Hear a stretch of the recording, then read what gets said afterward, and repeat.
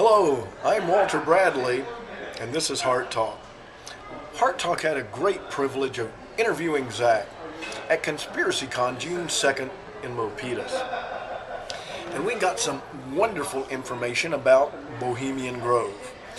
He and his dad went to an event at Bohemian Grove when he was in his teenage years, and he had some definite impressions, saw some definite interesting objects on site, and he definitely got an impression and a feel for the Bohemian Grove in Monterey, California. Well, Heart Talk wanted to know all about it because we work with We Are Change and others, and we look at these things and say, what is the truth?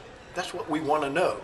And when we can get an eyewitness inside account, we're going to go with the flow and go with what we know. That's the good thing here on Heart Talk. So we've got that interview that came from ConspiracyCon, June 2nd, 2013. We look for you next year. Visit us there, and I'll be there at ConspiracyCon. But let's take up this interview right now and see what Heart Talk finds out from Zach on what he experienced at Bohemian Grove. Zach, what have you got to say? You know, if we show up in large numbers with We Are Change and other allied groups to put the focus, spotlight of attention on the Bohemian Grove, that's always a good thing. And I think we have the right answers. And you said you're starting up your own chapter, We Are Change? Yes, we're going to start We Are Change Redwood Empire. That will cover North Bay, pretty much Sonoma, Napa, maybe Mendocino counties if we're lucky. And we look forward to working with you guys on We Are Change San Francisco. Right on. What day are you going out to the Grove? We're going out July 13th. We're gonna. Is the plan the same as last year, or do we know? We're just gonna wing it. I think as we get closer, we'll probably have to coordinate things together. But I think we're all just going to be down there. And why would you want to go to the Grove? Why would you want to go personally? The Bohemian Grove is the power center, pretty much for the West Coast. It's where a lot of political decisions are made, not by our politicians per se, but by the Illuminati, the higher-ups, the people who are really running this country. Very dangerous psychopathic people who don't have our best interests at heart. That's basically the skinny of it. Some people say that there is no big owl, there is nothing to worry about at the Bohemian Grove. What do you say to that? Well, I've done a video with you before. Actually, I've been inside Bohemian Grove. So I can confirm it's there. Everything that Alex Jones has said is absolutely true. When I was a child, maybe like 12, 13 years old, I actually went inside the Grove with a private function because when the Bohemian Grovers are not there, they actually rented out to Bohemian members. And so my brother's music teacher was a Bohemian, and so he had a private concert in there, which I attended. And so I can validate everything that Alex Jones has said. It's all there. The big 40-foot stone owl, Moloch, it's there. They have all the different camps and everything. You see all the names for the camps and stuff. Skulls everywhere, demon heads everywhere. It's all good. Why should people come out to this? Because we're at a point in our history, both our world history and American history, where if we don't do anything, if we don't get up and act, humanity is lost. Because we're in an epic life and death struggle.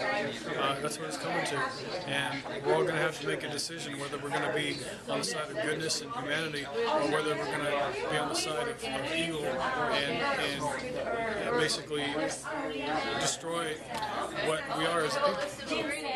All right. Okay, thanks a lot, man. And we'll see you there. Thank you.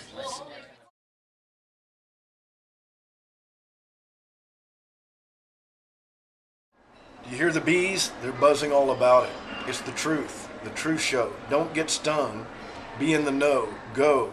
We went to San Lorenzo. Hey, it was fun, but it's done. We're looking for you now to go there with us. You don't have to show up. It's already set up.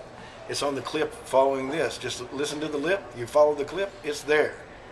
Now go get your chips and dip. Get your pepper, and you're on. Truth is next. The clip is falling.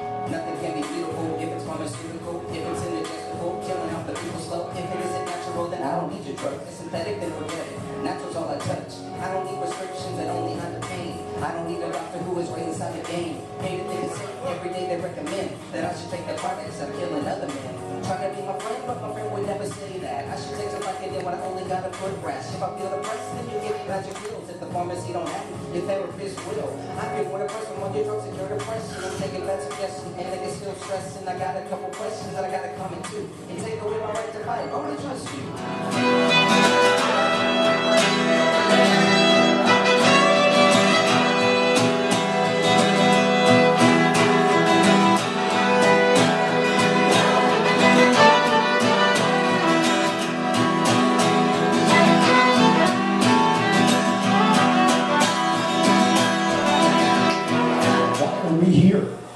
Well, why is Greg here? Greg invited me to join along in a thing called Heart Talk. I'm Walter Bradley. This is the Truth Show here at Manor Lounge. And Greg invited me, and he said, hey, I want you to do a show about the truth and about the things that I have learned. I've written a couple of books. He's done that, called False Flags. They're available. Hey, can I get that guy, you, sir? Yes. To play me some nice, soft Vic. music, bro? Listen up, let's hear you play the strumming sounds as we get the brother going. My mic check. Mic check. You see, fear is always used to control, and fear is only actually a choice.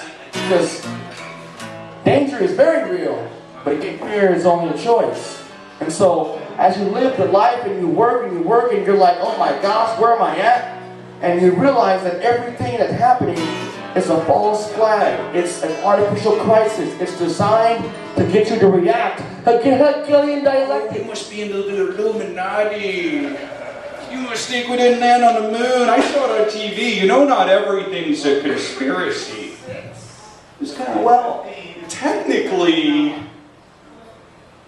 conspiracy comes from the Latin con and conspiros. Con meaning together and spiros meaning breathe. So when people come together of like breath, or basically when people come together and agree, you got yourself a conspiracy. Is that really so audacious to think? Together, they will come up with a plan, and everybody underneath that has to live under that. This same model works in high school cafeterias, chicken coops, sports teams, everywhere. And it is a huge conspiracy theory to think that it does not happen at a global level. It's ludicrous to think that. So, also in the Godfather movie, the Italians are asking for the Don Corleone's help. He's got the judges in his back pocket, and he has all the politicians and so on. Yes, they have that. They've got the banks, military, pharma, religion, education, everything. They got it all. You need to be aware and take care of yourself and not follow the herd. Because the more you follow the herd, it's like lemmings. They're still going over the cliff. And if you don't know where you're going, then you're going over the cliff. Pedal to the top, that's where I'm going. Pedal to the metal, I'm just flowing. I can do anything, that's what they're telling me. But life ain't easy, believe me, you will see. I'm on a higher level, somewhere that you can't be. I will see success if it kills me. I will be pain stress-free. Is this for real, but just pretend like a fantasy? Don't believe in gimmicks and pretend when there's not something. That's important. Truth, for me, was a revelation of a man. I call him Yahushua HaMashiach. Some say Jesus. Some say many things. But he is the basis of all the truth that we see and hear. And if you don't relate to him, that's your choice. You feel me now in your soul. Feel so near me now. Don't let go. There is no one else who loves me like you. Don't leave me hanging up. Take me with you. Take me with you. I'm so close. I want to thank Greg Sean, Patrick, Eric, all of you people, Chris, Quincy, all of you who have made a contribution tonight, because it's not any one of us, it's all of us.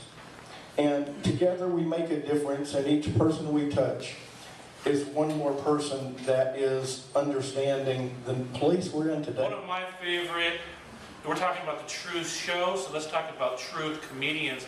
One of my favorite truth comedians says, life is like a ride.